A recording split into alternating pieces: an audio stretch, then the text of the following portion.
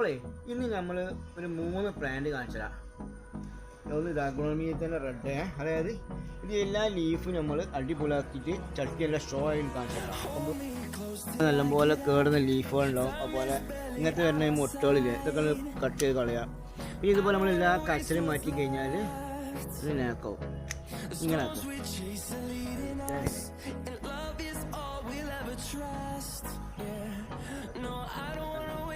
നല്ലൊരു പ്ലാന്റ്. ഇതുപോലെ ഈ കച്ചറൊക്കെ നമ്മൾ നീക്കി കഴിഞ്ഞാൽ നല്ല ഭംഗിയുണ്ടാവും കാണാനത്. അത് നമ്മൾ കാണിച്ചു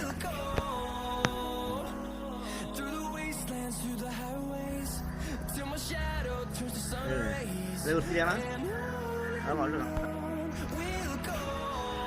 ഇതുപോലെ നമ്മൾ കിളൊക്കെ പറിച്ചാൽ നല്ല ഭംഗിയാണ്.